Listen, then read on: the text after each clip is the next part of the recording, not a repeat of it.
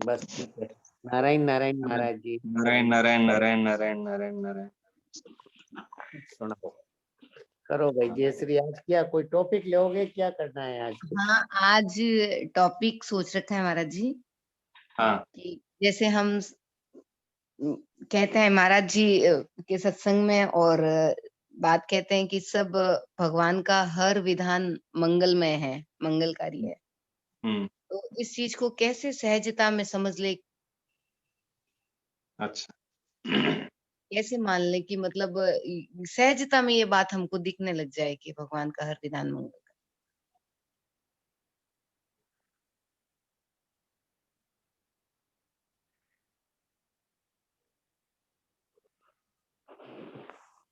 क्या हो गया, आवाज बंद कैसे हो गई? हाँ, नहीं, अभी बोलेंगे। नारायण नारायण नारायण नारायण नारायण नारायण नारायण नारायण नारायण। प्रश्न है, भगवान का प्रत्येक विधान मंगलमय है, मंगलकारी विधान है, उसको हम कैसे सहजता से किस प्रकार इसको मान ले, स्वीकार कर ले, ये प्रश्न है ना? हाँ महाराज जी। हाँ।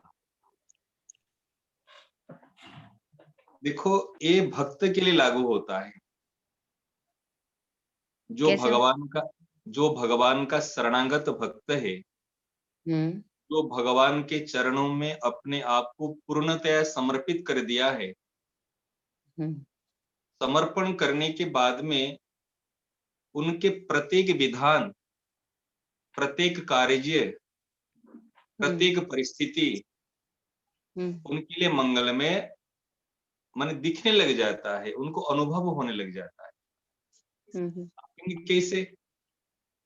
हाँ। क्योंकि भगवान स्वयं मंगलमय है, भगवान स्वयं कृपामय है, भगवान स्वयं अपने क्या करते हैं, दूसरे के हित के लिए ही उनके सारे कार्य निहित होती है।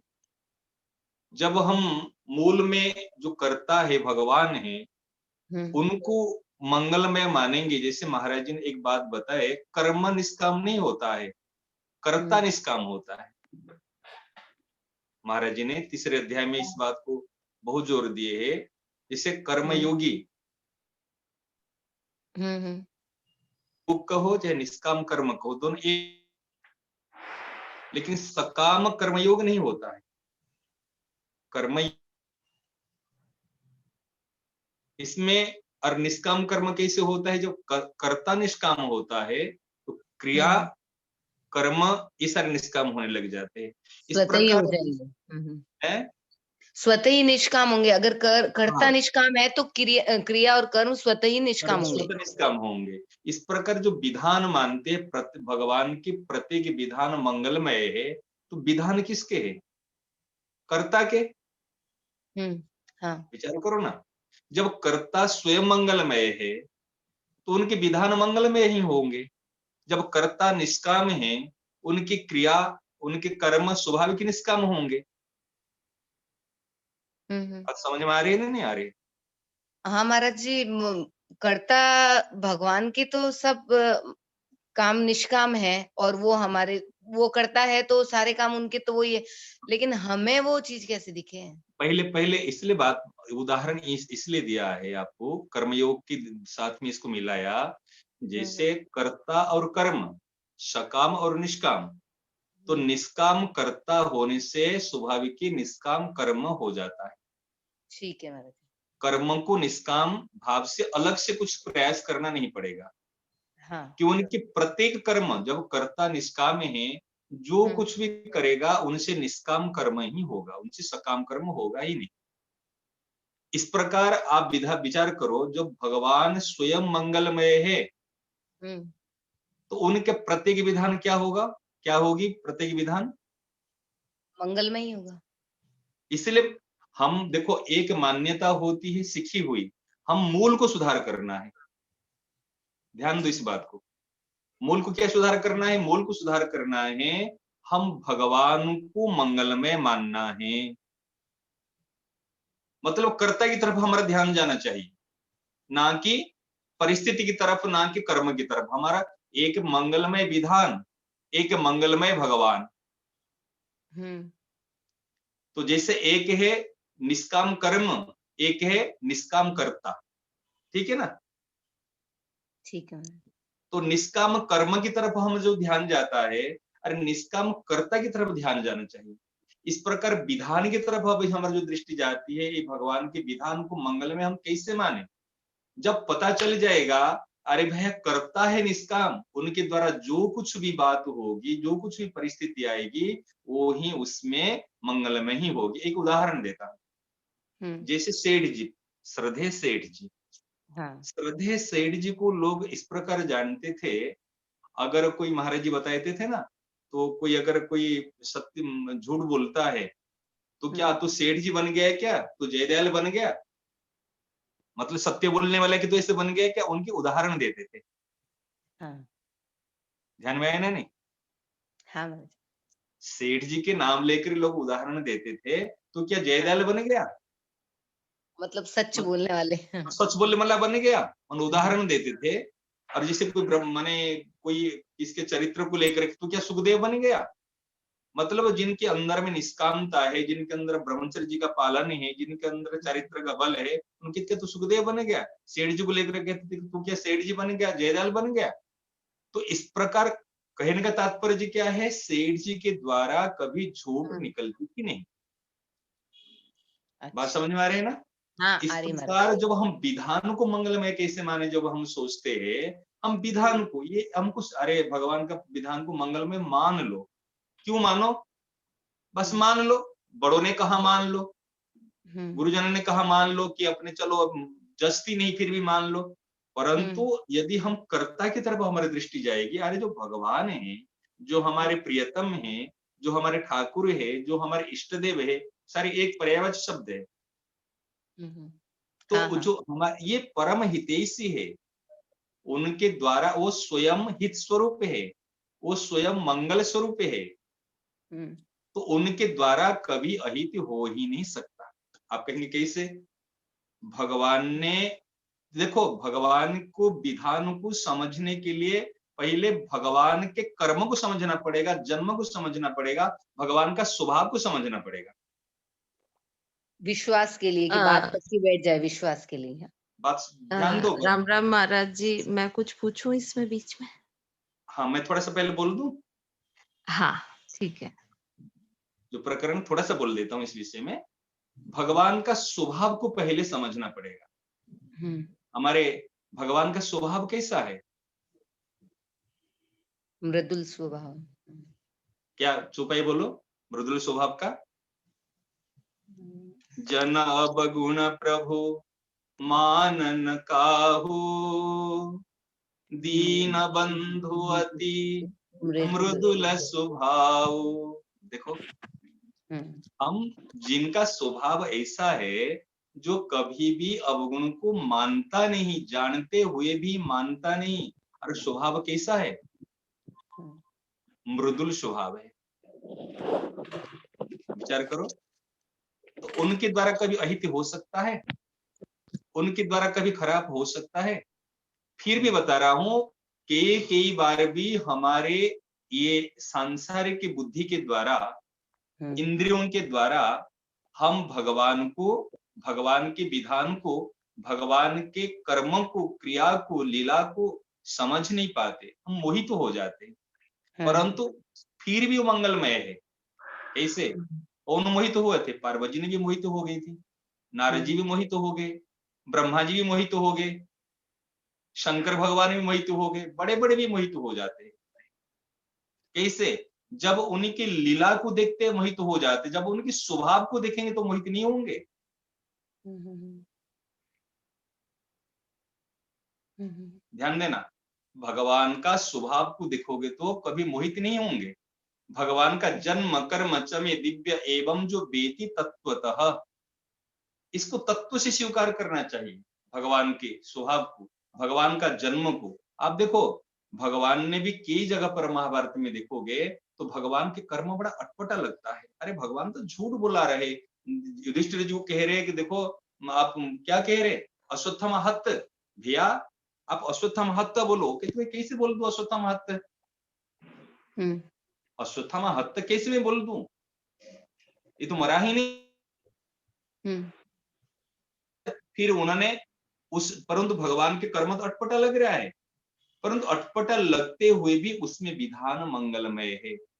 अर्जुन को कह रहे, ये जैसे कर्ण का रथ पहिया धसा हुआ है, कह रहे अर्जुन जब बाण मार करने के ऊपर। वो कह रहे मैं कैसे करने के ऊपर बाण मार दूं, मेरे को शस्त्र ज्ञान भी पता है और मेरे को शास्त्र ज्ञान भी जानकारी है, जो निशस्त्र है उनके ऊपर कैसे मैं सर चढ़ा बाण मारूं।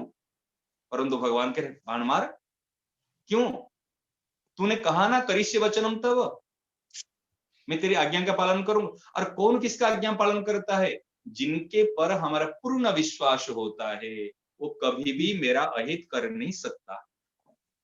जो सदैव मेरा हित ही करेंगे, कभी मेरा बुरा कर नहीं सकते। अगर पूर्ण विश्वास होता है, पूर्ण श्रद्धा होती है, उनकी आज्ञा का स्वाभाविक पालन होने लग जाता है।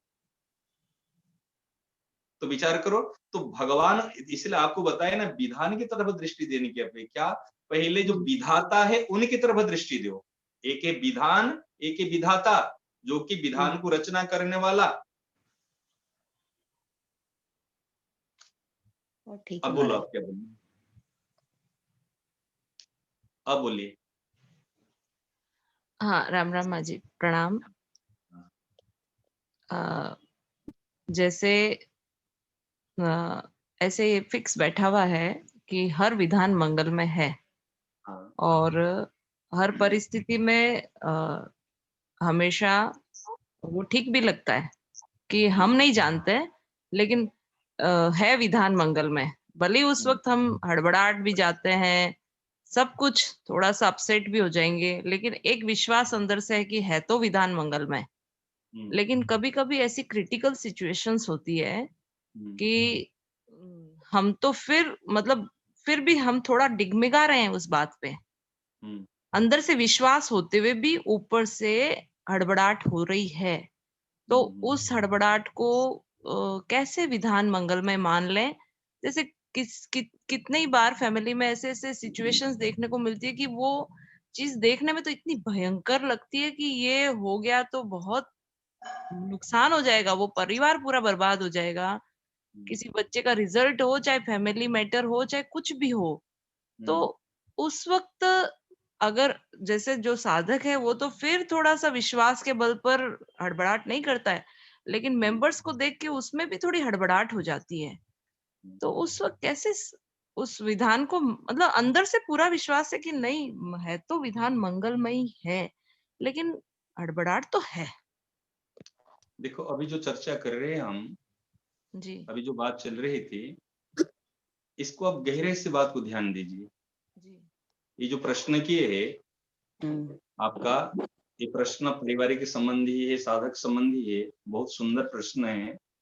वो जो चर्चा चल रही है विधाता और विधान, ठीक है ना। आपको ये प्रश्न, ये चर्चा अभी जो मन में बात महाराज जी की मन प्रेरणा से जो विचार मन में आया है, इसलिए कह रहा हूं, जब हमारे मूल लक्ष्य की तरफ दृष्टि जाएगी, मूल चीज की तरफ दृष्टि जाएगी, चाहे कितनी भी परिस्थिति आ जाए,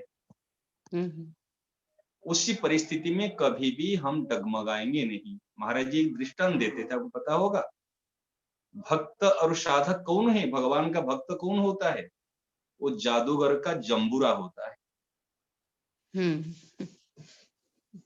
जंबूरा को पता है, जादूगर जब जादू दिखाता है, खेल दिखाता है, उस समय बड़े आश्चर्यजनक घटना घटती है। कि एक बार हम पहले देखे, मैंने पढ़ते समय, वो जादूगर आया, एक पीछे से एक बक्स लगाए गए बच्चे का, और उसमें रुपया निकला, बहुत ऐसे नए नए मैंने नोट ऐसे निकाला।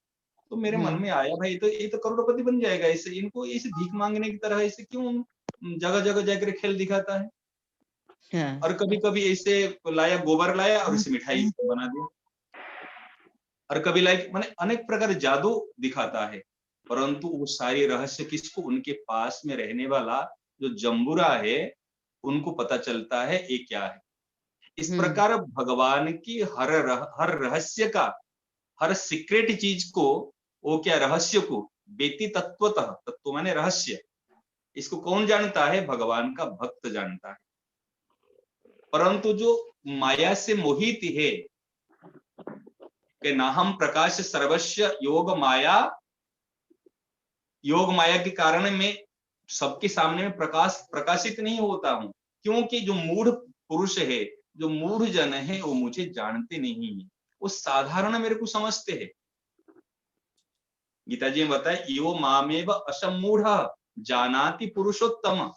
जो मूढ़ नहीं है, जो मंदबुद्धि वाला नहीं है, वो मुझे पुरुषोत्तम, उत्तम पुरुष जानता है। परंतु जो मूढ़ बुद्धि वाले होते हैं, वो मेरे को साधारण मनुष्य समझते हैं। जो साधारण मनुष्य समझेगा, साधारण मानेगा, तो उनकी विधान में कैसे वो माने हितकर उनको लगेगा। स्वयं पार्वती जी भी, सती जी, विचार करो, उनके मन में भी बात आ गई, भाई ये स्वयं अजन्मा अव्यय अक्षर पुरुषोत्तम होते हुए भी अपने पत्नी की विरह में हासिते हासिते करते करते, रोदन करते करते कैसे विचरण करते हैं? एक ऐसा भगवान है। अब विचार करो, मोहित हो गए ना। स्वयं देखो, गरुड़ जी के मन में भी बात आ गई, अगर ये पूर्ण पुरुषोत्तम है और वो भी मुझे बंधन से छुड़ाने के लिए मुझे ही स्मरण करते, नागपाश बंधन में राम लक्ष्मण बंधे हुए हैं और उनको मैं बंधन से छुड़ाऊं, वो कैसे भगवान है जो बंधन से खुद स्वयं छूट नहीं पाते? अब विचार करो, मोहित तो हो गए ना। तो भगवान की लीला को समझना बड़ा कठिन हो जाता है, क्योंकि भगवान को, अगर भगवान का स्वभाव को समझते हैं, भगवान को समझते, इष्ट किसको कहते? इष्ट का नाम यह नहीं है केवल उनकी छवि को लेकर कुछ मंदिर में रख ले या माने ऐसे लगा के उनको पूजा करे, ये इष्ट नहीं है। ठीक है, ये इष्ट का स्वरूप है, उनको पूजा करते, उनकी अर्चना करते। इष्ट मीन्स उनके जिनको हम विश्वास करते हैं, जिनके पर हम श्रद्धा करते हैं, वो ऐसे सर्वसमर्थ है, उनके प्रत्येक विधान, प्रत्येक कार्य, प्रत्येक परिस्थिति, वो हमारे लिए सब कुछ मंगलमय है, क्योंकि वो स्वयं मंगलमय है, स्वयं कृपामय है, स्वयं दयामय है। जितने भी आप उसमें अलंकार उपमा जो कुछ लगना है लगा लीजिए, इनसे बढ़कर कोई नहीं है, वो अद्वितीय है, वो सर्वसमर्थ है। अगर ये विश्वास हमारा हो जाएगा अपने इष्ट के प्रति, अपने आराध्य के प्रति, तो फिर उनके प्रत्येक विधान भी हमको उसमें किंतु परंतु की परिस्थिति नहीं आएगी। अभी हम क्या है, हमारे क्या होती है, हमारे तो जो हमारे मन सुहाती बात हो जाती है, उसके लिए हम कृपा देखते हैं। आज धन बढ़ गया, अरे भगवान की कृपा से देखो कितनी चीज आ गई, अजी यश प्रतिष्ठा हो गई, अरे भगवान की कृपा। परंतु यदि अपमान हो गया, निंदा हो गई, धन चला गया, ये क्या कम कृपा है क्या? परंतु इसमें हमको भगवान की कृपा दिखती नहीं है। हाँ। यदि धन चला गया, महाराज अपमान हो जी, ये गया, बात सही है, क्योंकि कितनी बार फैमिली में मेरे लग रहा है ऐसी बहनों के मन में ये प्रश्न होगा ही, क्योंकि परिवार में कोई कोई पर्सन ऐसा मिल जाता है कि वो पूरी टाइम अपने लिए कुछ ना कुछ बोले, कमेंट करे, तो उस बात को भी अपन मंगल विधान मान लें तो वो खुश रह सकते हैं। नहीं तो अभी वो नहीं हो रहा है, देखो तो अभी उसको जो ऐसे मंगलमय विधान मान रहे, हम झक मार की को बस नहीं चलता तो मंगलमय विधान मानते। एक सीखी हुई बात होती है, एक रटी हुई बात होती है, एक अभ्यास की हुई बात होती है, और एक स्वीकृति की बात होती है। आपको जो बात तरफ दृष्टि अभी जो बात बता रहा हूं, ये रटी हुई, अभ्यास की हुई और सीखी हुई बात नहीं है, ये स्वीकृति की बात बता रहा हूं। जो आपका इष्ट है, जो आपका आराध्य है, जो आपकी, जो जिनके चरण में आप पूर्ण समर्पित है, आप उनको मानो वो मेरे विधाता ही मंगलमय स्वरूप है। पहले विधाता को मंगलमय मानो, फिर विधान को मंगलमय मानो। तो अभी महाराज जी हमारे पूर्ण विश्वास में कमी है, इसलिए गड़बड़ी लग रही है। बिल्कुल बिल्कुल कमी है। अभी आपने इष्टों को अपना साधन सामग्री बना के रखे हो। हाँ। आप इष्ट बना के नहीं रखे, इष्टों को साधन सामग्री बना के रखे हो। साधन सामग्री क्या है? अगर इष्ट के द्वारा जो विधान होती है, अगर हमारे मन सुहाती हो गई, हमारे भगवान की कृपा है, हमारे गुरुजन की कृपा है, महाराज जी की कृपा है, अगर कोई मन सुहाती नहीं हुई हमको तो फिर अरे नहीं नहीं नहीं, ऐसे बस ये तो नहीं होना चाहिए था, ये तो नहीं हो, तो फिर हम उसमें कलम चलाते हैं, उसमें टीका टिप्पणी करते हैं, तो कैसे है? तो ये स्वीकृति की बात पक्की कैसे हो? मूल की बात ही सुधारनी है हमको तो। अरे मूल में स्वीकृति तो हमको करनी ही है ना, स्वीकार तो अपने को करना है, कौन करेगा स्वीकार? हम तो करेंगे ना। तो हमारी जैसे दृष्टि क्यों नहीं जाती है? ये जो असली बात है इस पर दृष्टि क्यों नहीं हाँ, जा रही है हमारी? देखो इसलिए तो कह रहा हूं, इसलिए आप विधान की तरफ दृष्टि पीछे देना, पहले विधाता की तरफ दृष्टि दो। पहले विधाता देखो, जैसे उदाहरण दिया सेठ जी, कोई सेठ जी, मानो सेठ जी के नाम लेते हैं, मन में क्या बात आती है? हाँ, निष्काम भक्ति का आचार्य। निष्कामता स्वाभाविक झलकती है ना। बिल्कुल सेठ जी का नाम लेते ही निष्कामता स्वाभाविक झलकती है। महाराज जी का नाम लेते हैं त्याग वैराग्य स्वाभाविक झलकता है। हाँ, बिल्कुल। भाई जी का नाम लेते ही प्रेम। विश्वास स्वाभाविक झलकता है। बाबा का नाम लेते ही प्रेम। समर्पण स्वाभाविक की, जैसे अनन्यता स्वाभाविक की झलकता है। उस समय में झलकने लग जाते अनन्य, कैसे अनन्य? पूज्य शरणानंद जी का नाम लेते ही भगवान के प्रति कैसे शरणागत झलकने लग जाते। इस प्रकार भगवान कौन है? जो इष्ट जिनको आपने स्वीकार किए। अच्छा, इष्ट जो बनाते हैं हम, जैसे कोई भी लड़की कभी अपने कमजोर को पति स्वीकार करने के लिए पसंद नहीं करेगी, असुंदर को पति स्वीकार करने के लिए पसंद नहीं करेगी। हर समय एक लड़की चाहेगी मेरे पति सबसे सुंदर हो, चाहेगी ना? नहीं चाहेगी? ठीक है, बिल्कुल। नारायण नारायण। हाँ, सही है महाराज जी, बिल्कुल। एक लड़की जब विवाह करती है उस समय अपने पति को उन्होंने समर्थ देखना चाहेगी, सुंदर देखना चाहेगी, और सबसे सर्वगुण संपन्न रूप से स्वीकार करना चाहेगी कि भाई मेरे को ऐसे पति मिले। इसलिए तो व्रत करती है सोमवार को, बुधवार को, इसलिए तो लड़कियां व्रत करती है, गौरी पूजन करती है, शंकर भगवान की पूजा करती है उत्तम पति को प्राप्त करने के लिए। इस प्रकार हमारे इष्ट, अरे वो भी कमजोर हो सकते हैं, वो भी सर्वसंपन्न गुण संपन्न नहीं मिल सकते, परंतु हमारे जो इष्ट है, हमारे जो आराध्य है, हमारे जो माने मूल में जीवन सर्वस्व है, वो तो साधारण नहीं है ना। ये तो सर्वसमर्थ है, वो अद्वितीय है, वो कृपामय है, दयामय है, और सबसे बड़ी बात वो अवगुण की तरफ ध्यान देते ही नहीं। विचार करो, वो अवगुण को हमारा देखते ही नहीं। और कैसे? और आया ना, कहे रहती न प्रभु चित चूक की एक ही करत सुरत सो बार ही एक ही।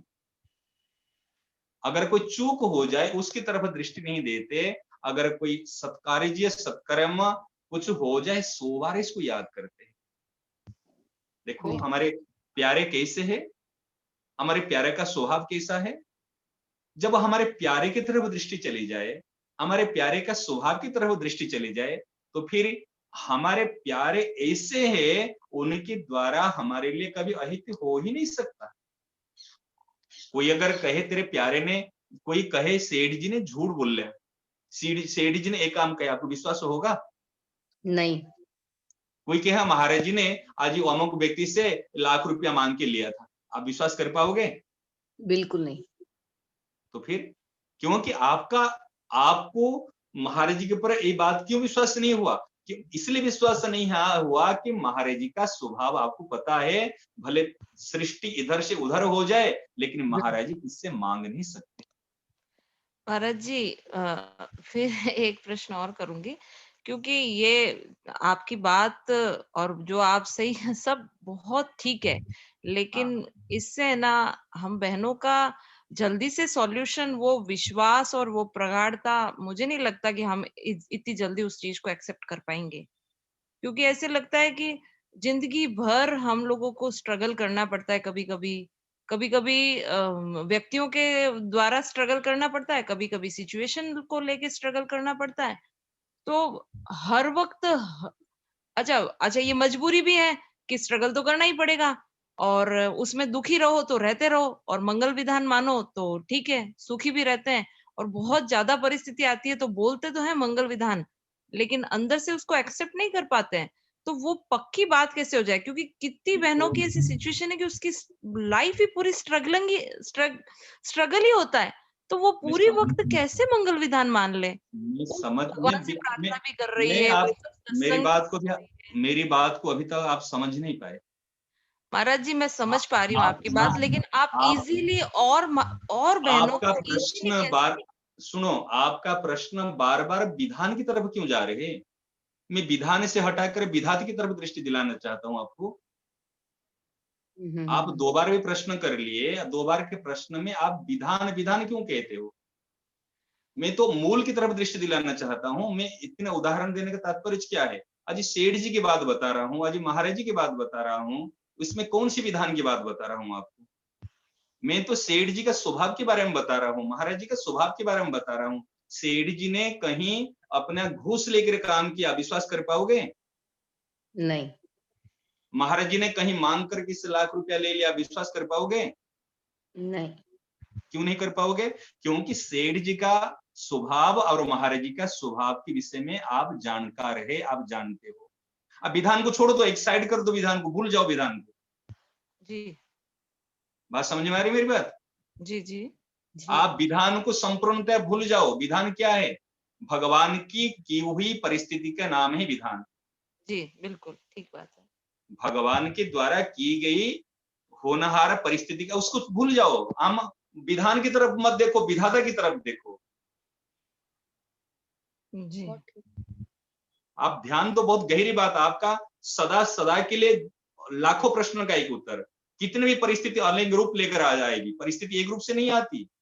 जी आपके लिए जो परिस्थिति आएगी, मेरे लिए वो परिस्थिति नहीं है, उनके लिए वो परिस्थिति नहीं। परिस्थिति का अनेक रूप रेखा है, अनेक भेष धारण करके परिस्थितियां आती है।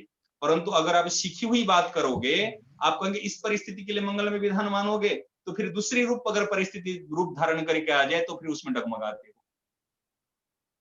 ये हमारी समस्या होती है। इसलिए परिस्थिति की तरफ छोड़ दो, दृष्टि छोड़ दो, विधान की तरफ दृष्टि हटा दो, विधाता की तरफ दृष्टि दो। जी आपको ये होनी चाहिए, महाराज जी ने चाहे कितने भी कुछ काम किए, कुछ भी हुआ अपने जीवन काल में, कभी किससे कुछ मांगा ही नहीं। अरे जिन्होंने जल छानने के लिए 2 दिन ही भूखे भी रह गए, जल छाना जिनके फट गए थे, उन्होंने कभी कहा नहीं कि मेरे को जल छाना दो, मैं जल छान कर ही मैंने प्रसाद पाऊंगा कि स्नान करूंगा। जल छानने के कपड़े कितने हैं, परंतु इतनी चीज भी किससे मांगा नहीं, और किससे वो लाख रुपया मांग के ले सकते हैं? विश्वास हो सकता है क्या? क्योंकि महाराज जी का स्वभाव मुझे पता है।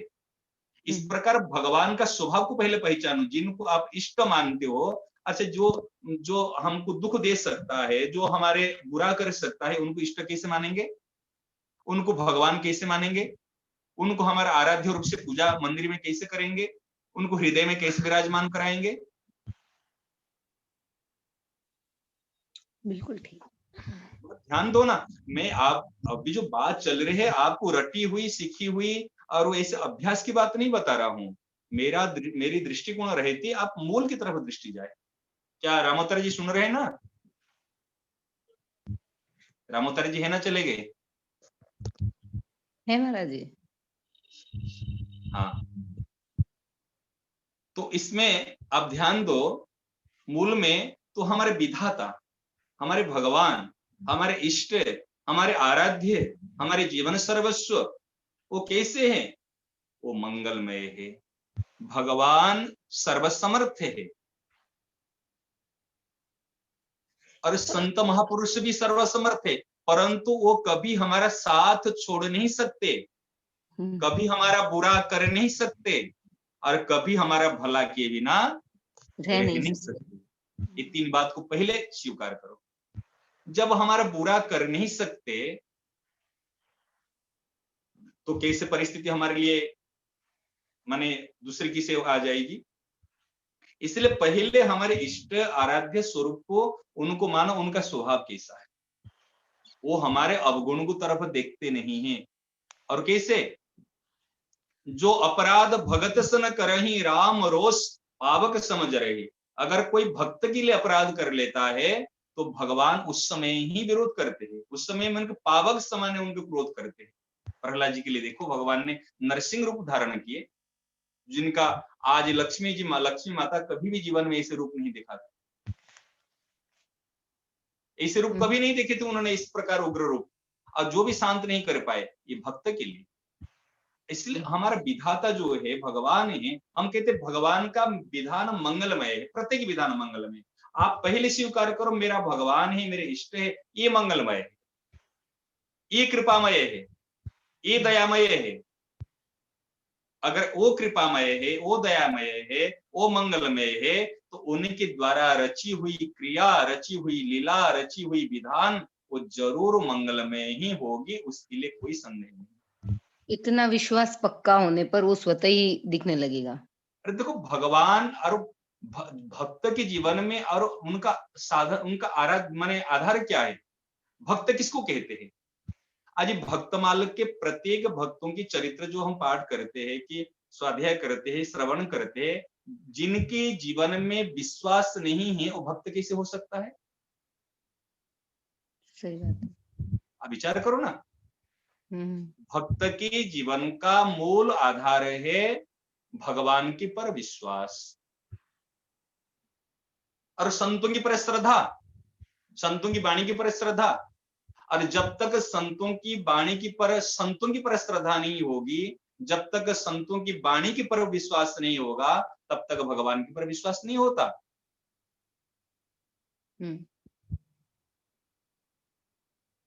हमारे संत महात्मा है श्रद्धेस्पद और हमारे भगवान है प्रेमास्पद। इसलिए संत महात्मा की ऊपर श्रद्धा, इस सेठ जी है, महाराज जी है, उनके पर स्वाभाविक श्रद्धा उत्पन्न होती है। क्यों श्रद्धा होती है? उनका आचरण को देखकर, संतों की भेष को देखकर नहीं, रूप को देखकर नहीं, उनका आचरण को देखकर स्वाभाविक श्रद्धा उत्पन्न होती है। और उनकी वाणी के पर स्वाभाविक विश्वास, सेठ जी की वाणी के पर स्वाभाविक विश्वास उत्पन्न होता है, महाराज जी की वाणी पर स्वाभाविक विश्वास होता है। तो महाराज जी की, सेठ जी की वाणी के आधार पर हम भगवान के पर विश्वास करते हैं। आज तुलसीदास महाराज जी के रामायण की चौपाई के आधार पर हम भगवान के पर विश्वास करते हैं, है ना? नहीं, बिल्कुल ठीक। क्योंकि रामचरितमानस में इसे बताया गया है, गीता जी में भगवान ने इसे कहा, भगवान और भक्तों की वाणी के पर हम भगवान के ऊपर विश्वास करते हैं। जब भगवान रामचरितमानस में भगवान ये स्वयं तुलसीदास महाराज जी ने कह दिया, जन अवगुण प्रभु दे मानन काहू, इसमें कोई कलम चला सकता है? कोई इसको परिवर्तन कर सकता है? इसको कोई गलत बता सकता है? हम गलत हो सकते हैं, हमारे विचार गलत हो सकता है, लेकिन रामचरितमानस की कोई भी चौपाई कभी गलत हो नहीं सकती। स्वयं सत्यम शिवम सुंदरम करके स्वयं शंकर भगवान ने जिसके पर सिग्नेचर किए, अब विचार करो। तो इसलिए संतों के ऊपर श्रद्धा, संतों की वाणी के पर विश्वास और भगवान के पर विश्वास, तीनों सम्मिश्रण से भक्त का जन्म होता है।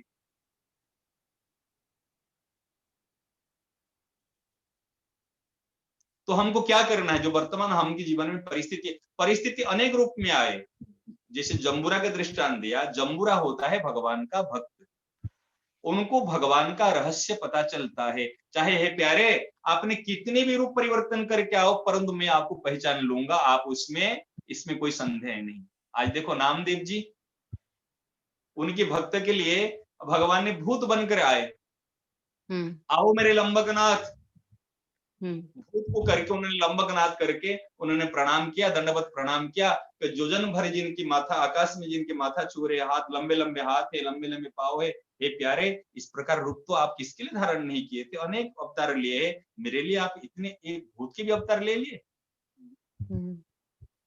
आज बाटी बना के रखे थे, घी नहीं लगाए है, कुत्ता आकर लेके चला गया, पीछे घी के कटोरे लेके दौड़ रहे हैं। अब विचार करो, उन्होंने भगवान का विधान को, भगवान को कुत्ता नहीं देखे, उनको देखे मेरे भगवान, क्योंकि मेरे भगवान के अलावा कोई है नहीं, तो और कहां से आएगा? वाटिका में छोटी छोटी कुटिया थी, उस समय आग लग गई, और भाई जी ने देखे, उस समय नामदेव जी महाराज तो पहले आग लगी थी, उन्होंने भी वहां पर भगवान को देखे थे, स्वयं भाई जी ने इस समय की देखिए। और उन्होंने भी उस समय में भगवान इसी रूप में आए हैं, आओ आओ करके उनको घी बूरा और उसमें सब डाल रहे हैं। कैसे? भगवान के पर विश्वास है, इसलिए भगवान की लीला पर, विधान पर तो विश्वास हो रहा है। बिल्कुल। महाराज जी एक साधक थे अपने ही के, और उन्होंने एक बार बताया, दिल्ली गए थे, दिल्ली से जब उनको ऐसे रोड क्रॉस कर रहे थे, उस समय में क्रॉस करते समय पीछे से एक गाड़ी आई, उनको टक्कर लगी, और टक्कर लगने वो गिर गए। जब आगे इधर से बाएं तरफ गिरे, और गिरते समय उस समय और एक गाड़ी आ रही थी जो इसके ऊपर चढ़ के माने प्राण चले जाता, परंतु उस समय में ऐसी विधान हुई, पीछे बाएं तरफ गिरे, गिरने के बाद में इस गाड़ी की कुछ एक माने पार्ट्स में कुछ उनके ऐसे कुर्ताना कुछ ऐसे लग गए, वो घिसटते घिसटते हुए चले, और उनको खरोच भी नहीं आई, और उधर से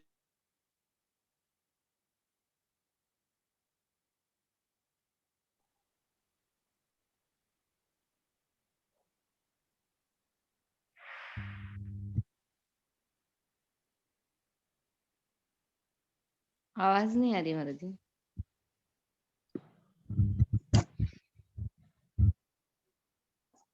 आवाज नहीं आ रही महाराज जी। राम राम। जी की आवाज नहीं आ रही है ना? हाँ, आवाज नहीं आ रही है, नेटवर्क नहीं।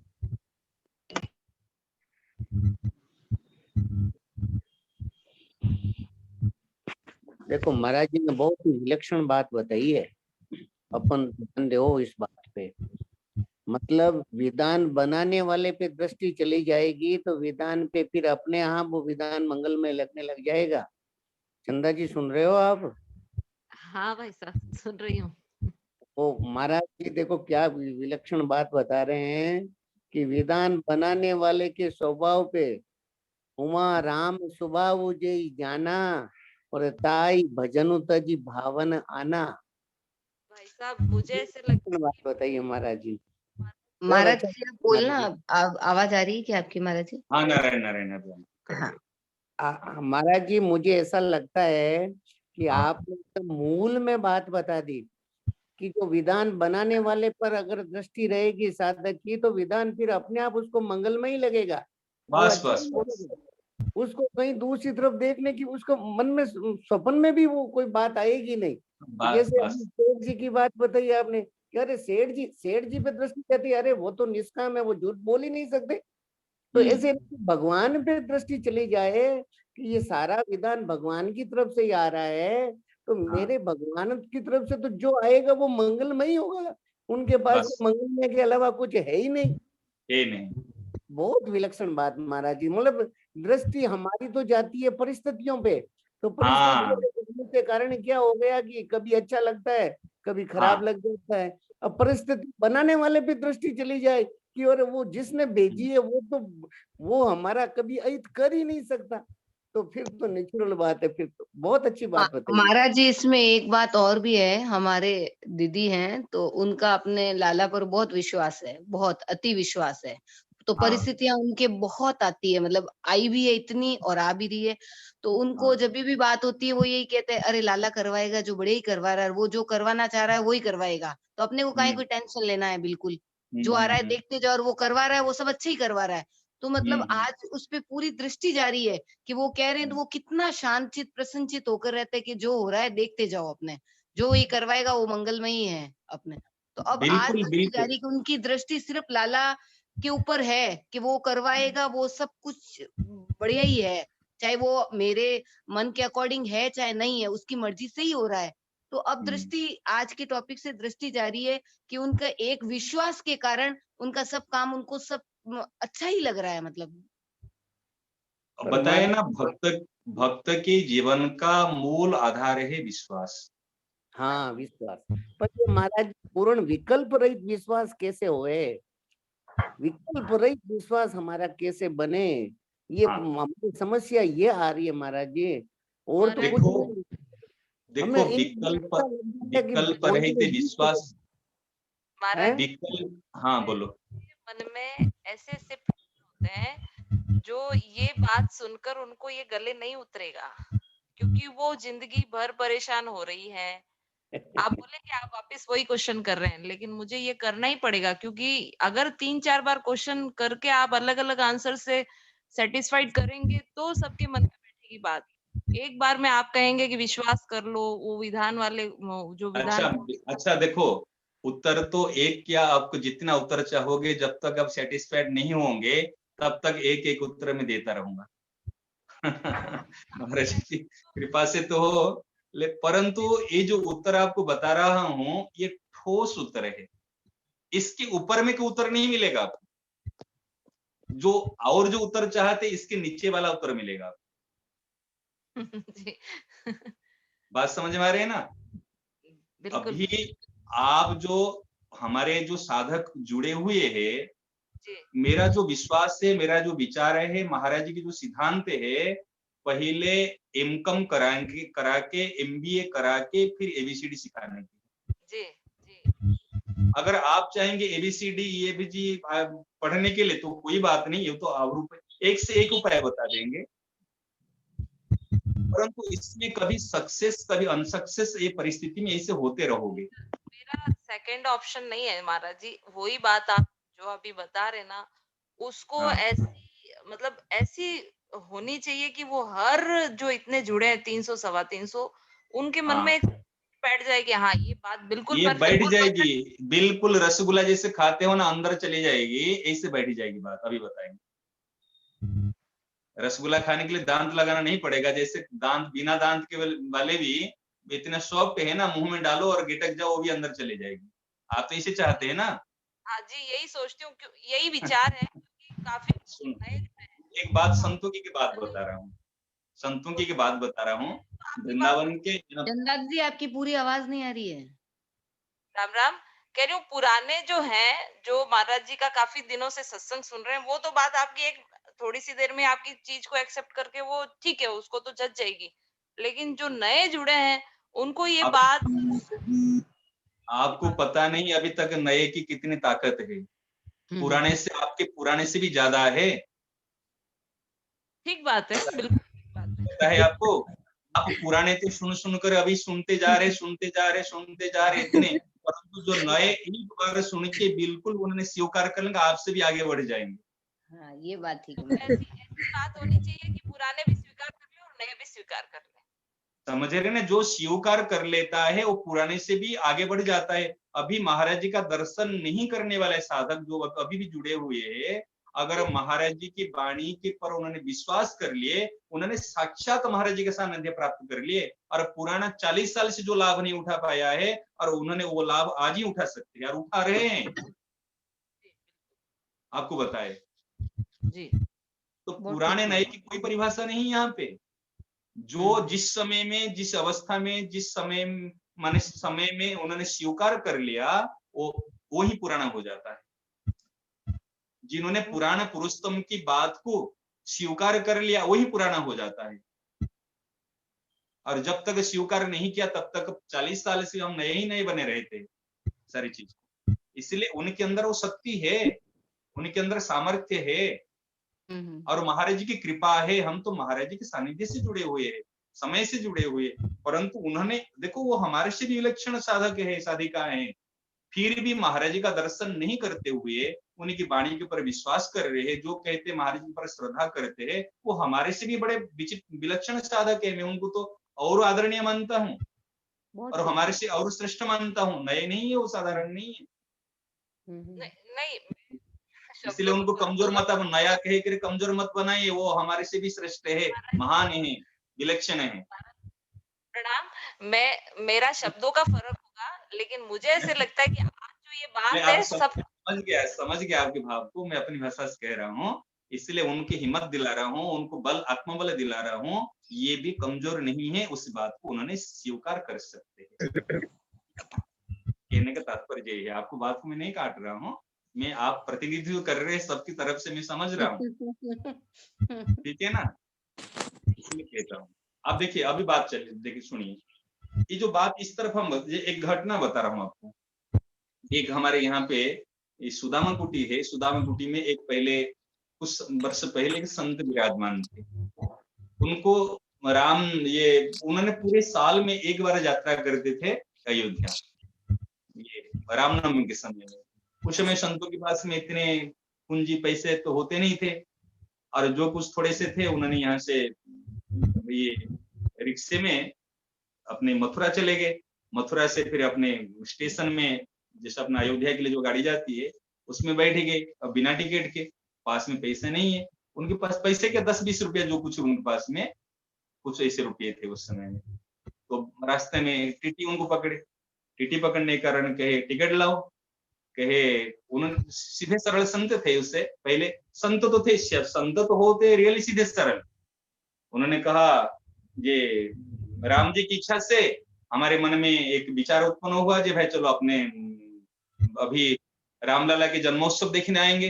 तो राम जी की इच्छा से जब विचार आया तो राम जी की इच्छा से दास ने फिर वहां से वृंदावन से निकल पड़े, और राम जी की इच्छा से एक माने ऑटो रिक्शा में बैठ गए, और राम जी की इच्छा से कुछ पैसे थे उनको दे दिए, और राम जी की इच्छा से गाड़ी में बैठ गए, और राम जी की इच्छा से फिर आप आ गए।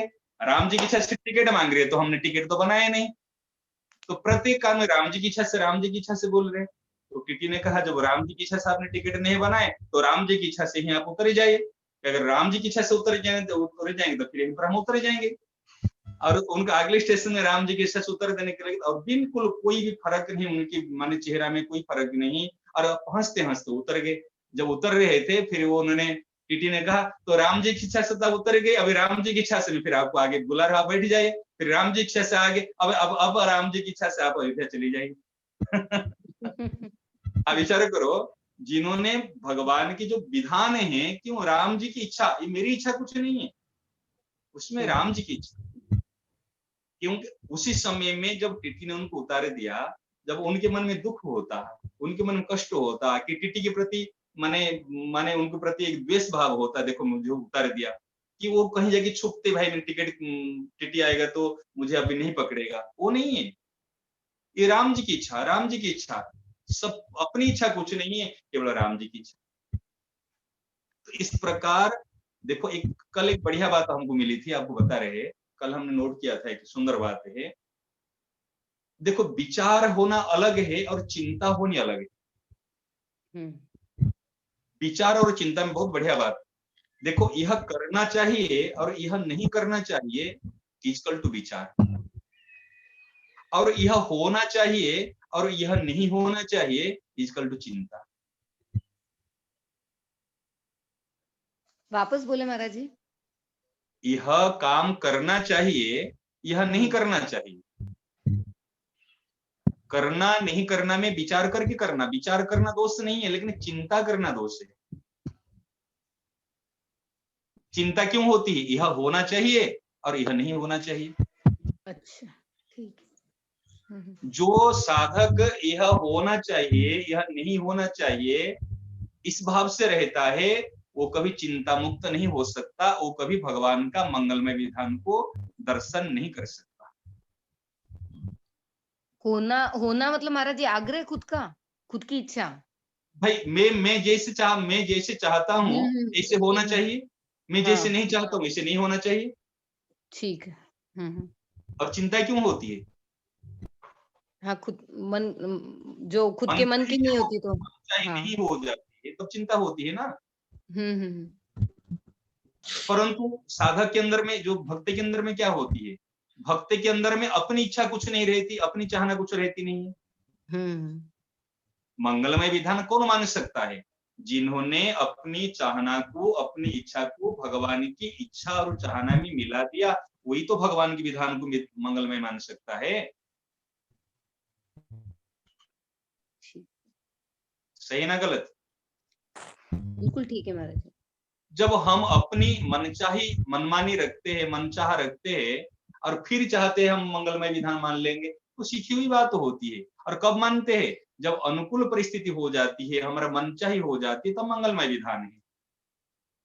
जब हमारा मनचाही नहीं हुई,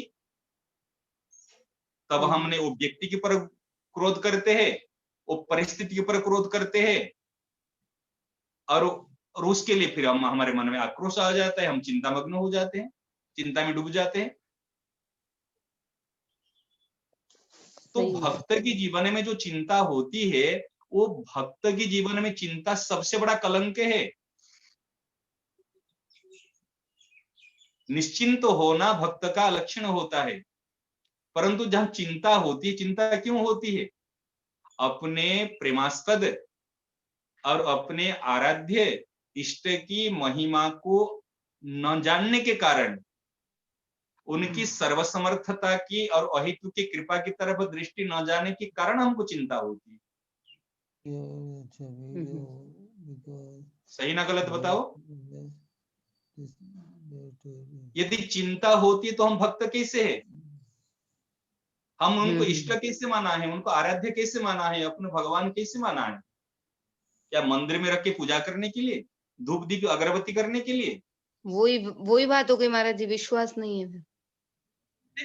देखो आप कहते, कौन कहता विश्वास नहीं? सबके पास में विश्वास है, विश्वास बिना जीवन नहीं है हमारा। तो फिर चिंता किस बात पास की? में विकल्प रहित विश्वास है, विकल्प रहित विश्वास को कहीं मंगाना नहीं पड़ेगा। परंतु हमने क्या किया, विकल्प रहित विश्वास क्यों नहीं हमको माने दर्शित नहीं हो रहा है? हमने जिनके पर विश्वास नहीं करना चाहिए उनकी पर विश्वास कर लिए। भगवान के अलावा और कोई भी विश्वसनीय नहीं है, और सब सेवन में कहते हैं ना, सबकी सेवा करने योग्य, सबकी सेवा करने के लिए हमको मिले हैं। सेवा करना है तो हमको संसार की सेवा करनी है और विश्वास भगवान के पर करनी है। परंतु हम क्या करते हैं? आज देखो संसार में व्यक्ति, वस्तु, परिस्थिति, उनके पर हम विश्वास कर लेते हैं। क्यों विश्वास कर लेते हैं? और देखो जिनके पर विश्वास भी कर लेते हैं वो विश्वास आपको टिकेगा, आपका टिकेगा नहीं। क्यों नहीं टिकेगा? जब शरीर और संसार परिवर्तनशील है, नाशवान है, क्षणभंगुर है, वो परिवर्तन होना उनका स्वाभाविक नियम है, तो उन्हीं के पर विश्वास करना ये हमारा सबसे बड़ी गलती होती है। महाराज जी इसमें निमिषा जी संध्या वगैरह तो विश्वास कुछ बोलना चाह रहे हैं, बोले। राधे राधे राधे। आप पूछिए निमिषा जी। हाँ निमिषा जी बोले। राधे राधे महाराज जी। महाराज जी इसमें दो सवाल आ रहे थे। एक तो जो राम अवतार भाई साहब जी ने पूछा कि वो मुझे ऐसा लग रहा है कि आप जो बोल रहे हैं वो समझ में तो पूरी आ रही है, आप रसगुल्ला बोल लो तो रसगुल्ला की तरह समझ में आ रही है, परंतु अभी भी सुख दुख तो हो ही रहा है पूरा ही ऐसे, परिस्थिति के प्रतिकूलता में बहुत तकलीफ हो ही रही है। तो इसका मतलब बोलते हुए भी वो स्वीकृति नहीं हो रही जो आप बात बोल रहे हैं। तो स्वीकृति नहीं हो रही तो अभी क्या करे तो स्वीकृति होए, ऐसा कुछ सीधी बात बताइए। एक और दूसरी बात ये जो चंदा दीदी बोल रही है, मुझे लग रहा है कि शायद मेरे लिए भी उतना ही लागू होगा क्योंकि स्वीकृति नहीं हो रही है। तो आप एक नंबर की बात बता रहे हैं वो सही बात है, पर हम एक नंबर की बात हो ही नहीं पा रही है, तो आप 2-3 नंबर की बात बता दीजिए कि अभी आप जैसे बोल रहे हैं कि इष्ट देव माना तो है पर उतनी श्रद्धा नहीं है कि वो जो कर रहे हैं उसका मंगलमय या इष्ट के ऊपर इतना श्रद्धा हो जाए कि जो भी हो रहा है वो सही हो रहा है। तो थोड़ा ऐसी कोई बात बता दीजिए जिससे थोड़ा जी टिक जाए एक बार ऐसे। ये दो बात है। हाँ ठीक। देखो अभी जो बात प्रसंग चल रहा था आपको बता रहे, मूल में विश्वास और सेवा। एक पहले विश्वास की बात बता रहे, जो विकल्प रहते विश्वास कहते हैं, भगवान के ऊपर विकल्प रहते विश्वास, कोई भी कल्पना नहीं, कोई भी माने उसमें कोई और ऑप्शन नहीं, बिल्कुल सेठ जी के ऊपर विश्वास हो गया, महाराज जी पर विश्वास हो गया, इस प्रकार हमने भगवान के ऊपर विश्वास, विकल्प रहित, कोई भी इसमें विकल्प नहीं, बिल्कुल पूर्ण विश्वास।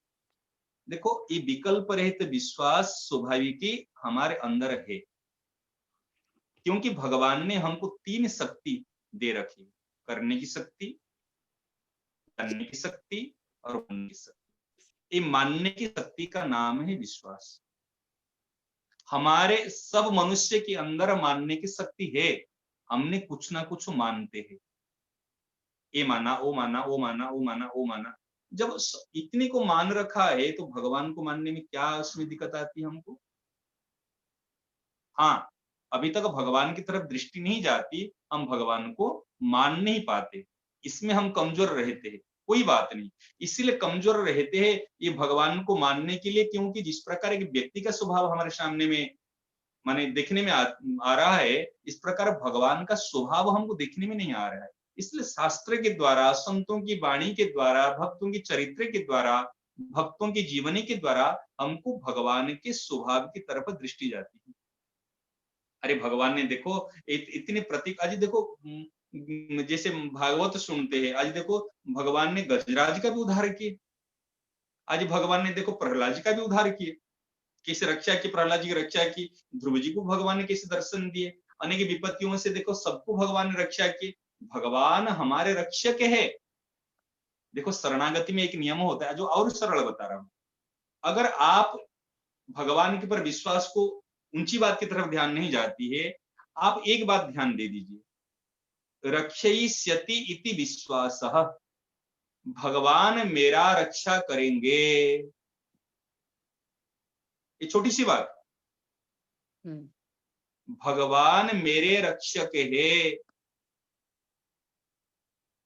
जिनको मैं इष्ट आराध्य माना हूं, जिनके चित्रपट श्री विग्रह मैंने मेरे पास रखा हूं, जिनकी मैं पूजा करता हूं, वो मेरे रक्षा करेंगे, उसमें कुछ भी संदेह नहीं है। इसमें क्या दिक्कत आएगी?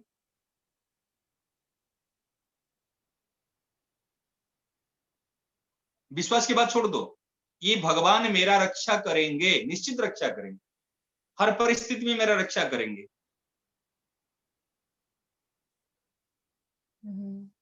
ये बात स्वीकार करो। अच्छा, आपने जिनको पति रूप में स्वीकार किया, जो बहनों ने अपने पति रूप में जिनको स्वीकार किया, उनके पर विश्वास है तब तो उनके साथ में रहते हैं, है ना? नहीं ठीक है महाराज जी। नहीं तो पता नहीं, आपको लगेगा अरे भाई रात को मुझे मार दे, कुछ कर ले, क्या पता है एक अनजान पुरुष के साथ में कैसे रहूं। परंतु आपके मन में पति जिनको स्वीकार किया, उनको आपने सर्वस्व समर्पण किया, तन दिया, मन दिया, आज क्रियाएं सब कुछ उनको अर्पण किया, तब वो आपके पति, ये तो आपके शरीर के पति है, वो हमारे प्राण पति है, वो हमारे जीवन पति है, उनके प्रति कैसे समर्पण होना चाहिए। अगर इतनी बात नहीं आती, केवल मान लो ये मेरे रक्षक है, वो मेरा अहित कर नहीं सकते, वो सबसे सुंदर है, सबसे अच्छे हैं, सबसे गुणवान हैं, सबसे बलियान है, सर्वसमर्थ है, बस पहले ये मानो, ये स्वीकार करो, फिर उनके विधान आपको मंगलमय दिखने लग जाएगा। वो मंगलमय विधान, पहले वो मंगलमय है, ये पहले ये बात बताए। और देखो हमारे जीवन में अभी जो सुख दुख है, हानि लाभ है, अनेक परिस्थितियां आती है, उसकी तरफ जो हमारे कहते हैं, इसके और कई है, हम उसमें क्या करना चाहिए, कर्म योग की दृष्टिकोण से अलग है, ज्ञान योग की दृष्टिकोण से अलग है, और भक्ति योग की दृष्टिकोण से अलग है। अभी जो हम चर्चा कर रहे हैं, एक भक्ति योग की दृष्टिकोण से चर्चा कर रहे हैं, एक भक्त की दृष्टिकोण है। भक्त क्या होता है? भक्त होता है, बताओ ना, जब शरणागत हो जाता है, महाराज जी ने कहा, वो निश्चिंत हो जाता है, निशोक हो जाता है, निर्भय हो जाता है, निशंक हो जाता है, निश्चिंत होता, चिंता नहीं रहती, निर्भय हो जाता है, वो भय नहीं। अभी आप पति के सामने पास में है, आपको भय लगता है क्या? एक घटना सुना रहा आपको, एक बार की बात है, एक नौका में एक पति पत्नी नव दंपति, पति पत्नी नई नई शादी हुई थी, दोनों यात्रा कर रहे थे, और वो पतिदेव यानी कि पुलिस इंस्पेक्टर थे, उनके पास में पिस्तौल है, पास में बैठे हुए पत्नी बैठी हुई है, और नौका में उन्होंने यात्रा कर रहे हैं। और नौका में यात्रा करते समय, उस समय में आंधी, ऐसे बत्तियां वगैरह हुई, आंधी वगैरह आई, तो उस समय में जो नाविक था, उन्होंने कहा देखो सब अपने इष्ट आराध्य को अभी स्मरण करो, अभी शायद जो अभी वो भंवर जो आ रहे हैं उसमें उस नौका डूब सकती है, मैं तो प्रयास कर रहा हूं पूरा बचाने के लिए, डूब सकती है, इसलिए आप अपने आराध्य इष्ट को माने स्मरण करो। और उस समय जो पास में पत्नी बैठी हुई है, वो रोने लगी, अरे देखो क्या होगा, और सब लोग घबराए, सब लोग उसमें चिंतित हो गए। परंतु जो पास में बैठा हुआ पुलिस इंस्पेक्टर है, वो भगवान का भक्त था, वो कभी घबराया नहीं, वो निश्चिंत होकर भगवान की तरफ, इस आकाश की तरफ देख रहा है और देखकर मुस्कुरा रहा है, आकाश की तरफ देखकर मुस्कुरा रहा है। माने भगवान के विधान को मंगलमय मानकर इस मुस्कुरा रहा है, हंसना और मुस्कुराना बिल्कुल मंद मंद मुस्कुरा रहे। पत्नी कह रहे, सब लोग रो रहे, सब लोग व्याकुल होकर अपने भगवान को पुकार रहे और आकाश की तरफ देखकर मुस्कुरा रहे। तो वो पुलिस इंस्पेक्टर जो उनके भक्त थे पतिदेव ने कहा, उन्होंने पिस्तौल उठाया और पिस्तौल उठाकर वो पत्नी की वो कनपट्टी में वो पिस्तौल केस रख दी।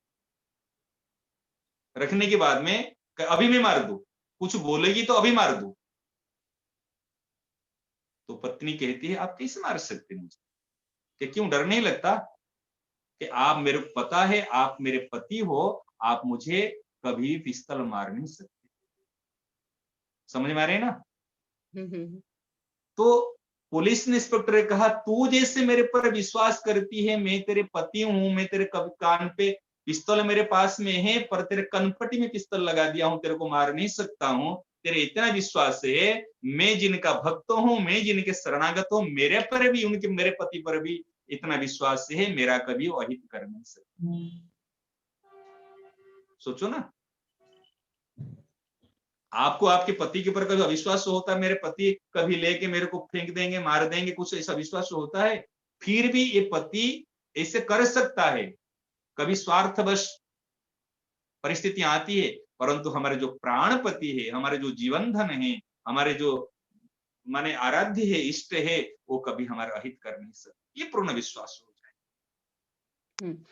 संध्या भी महाराज जी कुछ पूछना चाह रही थी, संध्या बोले। हाँ, राधे राधे, प्रणाम महाराज जी। हाँ। अभी जयश्री भाभी ने जैसे अपनी एक बहन के बारे में बताया था, तो उसमें मेरा प्रश्न ये है कि जैसे हाँ, हर विधान भगवान का मंगलमय है, लेकिन किसी को कार्य करते हुए गलत देख रहे हैं, तो उस टाइम भी बोलना नहीं है, या बोलने के बाद भी उनकी मदद करनी है, या वो भी मतलब क्या समझे उस कार्य को कि वो दिख रहा है कि वो प्रॉपर गलत है, तो उसको भी मंगलमय विधान माने? नहीं, और फिर अगर साथ कोई देखो, कोई अगर कार्य गलत कर रहा है, ठीक है ना, अगर आपको लग रहा है कार्य गलत कर रहा है, जैसे बच्चे कई बार कार्य गलत करते हैं, अपने घर में पतिदेव का कई बार भी गलत कार्य की तरफ झुकाव हो जाती है, ठीक है ना? कोई भी को हो, परिवार सदस्य को हो, बच्चे को हो, पड़ोसी को हो, कोई भी हमारे माने रिश्तेदार संबंधी को हो, जहां तक बन पड़े हम इनको कह दे, हम इनको सुधार करने का प्रयास करें, नहीं उसमें माने दोष तो नहीं माने तो मंगलमय विधान है। और मंगलमय विधान किसको कहते हैं? नहीं, तो उनकी तो नुकसान ही हो रहा है ना, वो अगर कर रहे हैं और फिर वो नहीं माने, और आप फिर विचार करो, आप इनको सुधार देखो, स्वामी जी महाराज ने भी कहा अंतिम में कि मेरे मन में हिगड़ी थी एक, ये मैं सबके सुधार कर दूं, ठीक है ना, मैं सबको अपने बात अभी मन में आ गई, मैं अपनी बात कह सकता हूं, मैं मेरी बात को मना नहीं सकता हूं किसी को। पहले बात मन में थी, मैं शरीर में अच्छी बात कहता हूं, मैं सबको बात मना दूं, लेकिन मेरे से बात हट गई, मैं अपनी बात दूसरे को कह सकता। और वो अपने को मनवाना चाहे वो, हाँ, अपन कह सकते हैं, फिर वो नहीं अभी मानते। हमारे मन में जो दुख होता है ना, हम अपनी बात को दूसरे के द्वारा दूसरे को मनवाना चाहते हैं, जब वो व्यक्ति नहीं मानता है तब हमको दुख होता है। नहीं, वो अपने से फिर अपनी बात गलत है, वो मनवाना ही चाहे कि तुम्हें ऐसा करना ही है, भले ही वो गलत है, तो भी क्या करना चाहिए? आप देखो, कोई गलत कार्य देखते हैं, गलत परिस्थिति कोई कर रहा है, तो आप अपनी तरफ से उनके हित के दृष्टिकोण से सही बात बता दो। परंतु वो आपकी सही बात को मान लेगा, वो आपके हाथ की बात नहीं है। बराबर है। और उनकी गलत बात को अपन मान ले। अच्छा, अरे अच्छा, विचार करो, आप तो छोड़ दो, आप और हम कौन होते हैं? शंकर भगवान ने कितनी बार पार्वती को समझाए, ये स्वयं सच्चिदानंद स्वरूप है, भगवान है, भगवान है। जब उन्होंने प्रणाम करने लगे, जय जगत जय सच्चिदानंद दिनेशा कहे करे, तब उनके मन में भ्रम पैदा, अरे भाई ये तो देव देव महादेव, सारे देवता जिनको प्रणाम करते हैं, महादेव फिर किसको प्रणाम कर रहे, इनकी फिर कौन आराध्य कौन इष्ट है? उन्होंने कहा मेरे प्रभु ने आए हैं अवतार थे, लेकिन कितने समझाने के बाद पार्वती भी समझ में नहीं आई। जब समझ में नहीं आई तो फिर भगवान ने क्या किए, लड़ाई किए? नहीं। क्या किया भगवान ने, क्या कहा उसमें, रामचरितमानस में क्या चौपाई है? सोई जो राम रचि राका, ये कहे ना विधान पर मंगल में विधान को माने ना नहीं। हाँ। को करे तर्क बढ़ावई शाखा, हम तर्क वितर्क करते, क्यों नहीं करोगे, क्यों नहीं होगा, हमने ठीक कह दिया। एक मैं थोड़ा सा उदाहरण देके थोड़ा सा बता दूं महाराज जी। जैसे एक बच्चा है, ठीक है, वो कोई कार्य उससे गलती से हो गया, अब उसके पिताजी अगर उसको डांट रहे हैं और अपन बोल रहे हैं कि ये तो मतलब उस बच्चे की गलती भी नहीं है, उस बच्चे से अब विधान समझ लो कि उससे वो नहीं हुआ, वो उसमें आगे नहीं बढ़ पाया, अब उसके पिताजी भाई या कोई भी डांटे और फिर अपन बोलते ही नहीं ये गलत है, आप ऐसा मत करिए, लेकिन वो फिर भी डांटेंगे, अपन अपने को भी बोलेंगे कि नहीं तुम्हें डांटना है, तो क्या वो मुझे कार्य करना चाहिए? उनकी मैं मान ली कि मंगलमय विधान है, ये नहीं मानेंगे, मुझे तर्क वितर्क नहीं करना है, लेकिन वो मुझे कहें कि तुम्हें भी डांटना है, तुम्हें भी रिएक्ट करना है, तुम ऐसे कैसे कर सकते हो, तो क्या वो मुझे करना चाहिए या मुझे शांत होकर उस जगह को छोड़ देना चाहिए? देखो देखो परिस्थिति तो अनेक, बताया था ना, परिस्थिति अनेक रूप में आती है, सबके लिए एक प्रकार परिस्थिति नहीं आती। हाँ, अलग अलग परिस्थिति आप आती बता रहती है महाराज जी वो तो। हाँ, ये जो परिस्थिति आप बता रहे हैं ना, हाँ, ये जो परिस्थिति, इस परिस्थिति का तो मैं उत्तर बता दूंगा, फिर कल और एक परिस्थिति आ जाएगी आपके सामने। आती है महाराज जी, वो दिख रहा है, हर एक परिस्थिति जो आ रही है उसमें क्लियर दिख रहा है कि मंगलमय विधान है, क्योंकि जहाँ सोचा ना ऐसा होना चाहिए, वैसे आपने बताया चिंता, तो वो भी नोट करिए कि चिंता होती है, और विचार करके करा तो वो चिंतन हटता है, तो ध्यान से भगवान पे ही जाता कि ये जो कर रहे हैं तो वो बता रहे विधान ना, आपको करने में आपको सावधान होना चाहिए, होने में प्रसन्न होना चाहिए। महाराज जी ने कहा ना, करने में सावधान, करने में हम विचार करके करना चाहिए, मुझे क्या करना चाहिए, मुझे क्या नहीं करना चाहिए, ये विवेक लगाना चाहिए, उसमें बुद्धि लगानी चाहिए। परंतु होनहार में फिर जो जैसे होना और करने में अंतर क्या है, हम जो अपने द्वारा करते हैं ये है करना, जो दूसरा करता है वो है होना। बात समझ में आती है ना? हाँ। एक संत थे, एक लाठी लेते थे, जो करता है वो होता है, जो होता है वो करता है, वो करके मस्त रहते थे। अर्थात भगवान ने जो किया वो ही हुआ, और जो भगवान को कर्म जो हुआ वही भगवान ने किया। बात समझ में आई? थोड़ा सा उन्होंने कहा, एक लाठी लिए, लाठी को ऊपर नीचे करते थे, ऐसे ठक ठक करते थे कि जो करता है ऊपर वो होता है, और जो होता है वही करता है। माने भगवान ने जो किया वही ही हुआ, और जो हुआ वही भगवान ने किया। मेरा क्या गया? वो मस्त रहते थे। संतों के अनेक अनेक अनेक माने दृष्टांत दे रहा हूं आपको, जैसे राम इच्छा से ये बात बता रहा हूँ, सेठ जी की बात बता रहा हूँ, महाराज जी की बात बता रहा हूँ। परंतु जो परिस्थिति आती है ना, उसमें करने में सावधान रहो, जो मेरे द्वारा कहीं गलत काम ना हो जाए, गलत विचार ना हो जाए, ये सावधान रहते हुए भी अगर कोई होनहार होती है उसमें मस्त रहे। शंकर भगवान ने अनेक प्रकार समझाए, परंतु समझाने के बाद में यदि पार्वती जी ने नहीं माने, फिर परीक्षा करने के लिए चले गए, फिर होई जो सोई राम रचि राखा, को करी तर्क बड़ा वही शाखा, अस कहीं लगे जपन हरि नामा। उन्होंने उस समय भगवान को स्मरण करने लग गए। अगर आपको सावधान होकर कर्तव्य कर्म करने के बाद में कोई विधान घट रही है, उसमें भगवान को मंगलमय विधान मानकर भगवान की स्मृति करने लगे जाओ, भगवान का स्मरण करने लगे जाओ। और हम क्या करते हैं, और उसी परिस्थिति को जब आती है, हम दूसरे के सामने कहते देखो मैंने समझाया, ये हुआ, उन्होंने माना नहीं, और दूसरे के सामने में उनकी निंदा करने लग जाते हैं, उनकी चर्चा करने लग जाते हैं।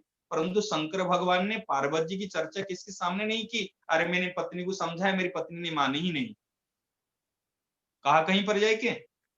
नहीं, कहीं पे भी नहीं। उन्होंने कहा कि क्या किए, अस कहीं लगे जपन हरिनाम।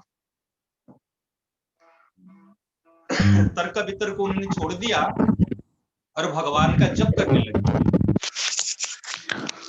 हेलो राम राम महाराज जी। महाराज जी आज का समय हो रहा है, इसी टॉपिक को कल जिसके भी प्रश्न है तो वो सामने रखवाते हैं। ठीक है, ठीक है दी, आज गीता जी का समय हो रहा है, ठीक है दी। जिसके भी प्रश्न है तो जरूर कल रखें गीता जी के सामने। कीर्तन कर रहे हैं। आनंद है आनंद में रहो, कल क्या हुआ कल क्या होगा इसकी चिंता न करो। आनंद है आनंद में रहो, कल क्या हुआ कल क्या होगा इसकी चिंता न करो। सियावर रामचंद्र जी की जय, मोर मुकुट बंसी वाले की जय, श्री गंगा मैया की जय, गौ माता की जय, गीता माता की जय, अनंत कोटि सब संत महात्माओं की जय, आज की प्रेम कृपा आनंद की जय, वृंदावन धाम की जय। नारायण नारायण।